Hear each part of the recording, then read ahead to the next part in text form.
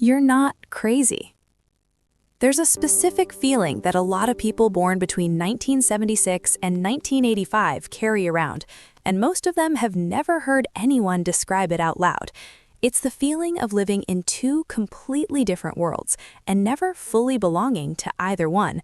Not a metaphor, not nostalgia, a genuine psychological split that happened during the years your identity was being formed. And today, we're going to name it. Let me take you back for a moment. You remember what it felt like when your cassette tape got chewed inside the Walkman, that sinking feeling, the ritual of winding it back with a pencil, slowly, hoping the tape hadn't creased too badly, hoping it would play again. You remember slamming the phone receiver down when you were angry, not tapping a screen, slamming, a physical act that actually communicated how you felt. You remember waiting at the boombox, finger hovering over the record button, listening for the first notes of that song on the radio. 3 seconds too late and the whole thing was ruined. You remember leaving the house after breakfast on a Saturday and not coming home until the streetlights came on. No phone, no GPS, no way for anyone to find you. And that was perfectly fine. You remember the card catalog at the library, running your finger across hundreds of little handwritten cards to find a single book. Information had weight, it had texture, it cost you something to find it. These aren't just nostalgic memories, they are the sensory foundation of how your brain learned to experience the world. And then, one day, all of it was gone. Not gradually, not slowly, suddenly. Here's what nobody tells you about being born between 1976 and 1985. You're not quite Gen X. Gen X had their identity fully formed before any of this happened. They watched the digital world arrive from a safe distance as skeptical adults. They could afford to be skeptical. Their sense of self was already built. And you're not a millennial. Millennials grew up inside the digital world. It's the only context they've ever known for friendship, communication, identity, love. They never lost anything because they never had the before. You had the before. You remember it physically, in your body, in your hands. And then you had the after, which means you spent your entire adult life translating between two completely different operating systems, two different ways of trusting people, two different ways of being alone, two different relationships with time, with attention, with privacy, independent and cooperative, doubtful yet optimistic, digital but analog. Every time someone tries to put you in a generational box, something doesn't quite fit, and you've probably spent years wondering if that means something is wrong with you. It doesn't. It means you were shaped by something that's genuinely rare in human history. Here's what the research actually says about what happened to your brain.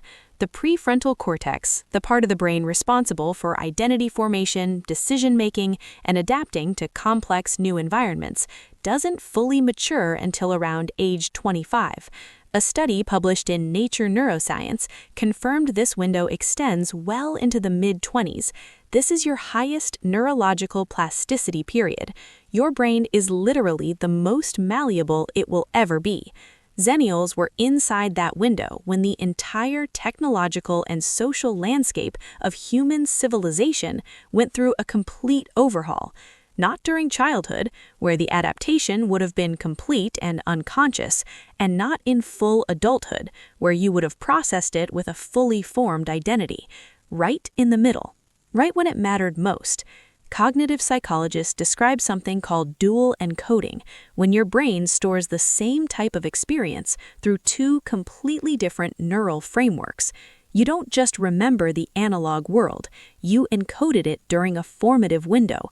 It became part of how your nervous system understands trust, patience, presence, and connection. Then you encoded the digital world the same way. Two complete operating systems, running simultaneously for the rest of your life. But here's where things get harder to talk about. Most Xennials entered the job market between 2000 and 2010, which means a significant portion of you were trying to build your first real foundation of financial stability, your first real job, your first apartment, maybe your first mortgage, right when the 2008 financial crisis hit. Research on economic trauma shows that financial instability during this specific life stage, when you're first establishing yourself as an independent adult, doesn't just cause temporary stress, it rewires how you think about security for decades.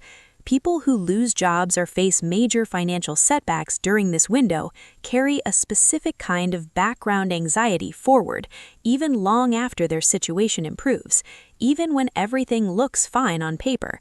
There's a quiet voice in the background of a lot of Xennial decision-making that whispers, "What if it all falls apart again?" That voice isn't irrational. It isn't weakness. It's a direct response to something that actually happened during years when your sense of the world was still being formed. So you adapted, like you always do. You learned to not depend on one thing, one job, one income stream, one plan, because you learned in real time that the plan can disappear overnight. That's not pessimism. That's pattern recognition from lived experience. There's one more thing that rarely gets mentioned when people talk about Xennials: how you love people. You grew up in a world where showing up meant something. When you made plans with someone and just appeared at their door without a text or a call, that was commitment. That was presence. There was no safety net of, "I'll see if I feel like it and let you know." You either showed up or you didn't, and people remembered which one you were. That kind of trust, earned through physical presence, through conversations that left no record, through promises that existed only between two people, it's a different quality of connection than what most people experience now. And here's what's quietly painful about being a Xennial in 2025. You still operate on some of those older frequencies. You still notice when someone doesn't show up. You still feel the weight of a conversation that nobody documented. You still sometimes need a little more presence than a text message can provide. And the world around you has largely moved on from understanding why that matters. You're not antisocial. You're not a dinosaur. You just know what it felt like when connection was something you had to physically build, and you've never fully stopped missing that. So what do you do with all of this? Here's what I think the Xennial experience actually is when you strip away the generational labels and the sociological jargon. You are one of the only people alive who genuinely understands what was lost in the transition and what was gained, not theoretically, not from reading about it, from having lived both sides.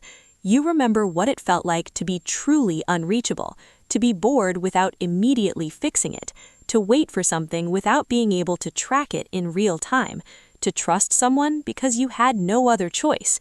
And you also know how to navigate a world that moved faster than anyone predicted. You learned new systems in real time. You adapted without losing the core of who you were. That's not a minor skill. In a world that keeps accelerating, where the gap between generations is now measured in years instead of decades, being able to hold two completely different worldviews simultaneously without having to choose is genuinely rare. The split you feel isn't a flaw in your identity, it is your identity. You didn't lose yourself in the transition, you became someone who understands it better than almost anyone on the planet, and that's worth knowing.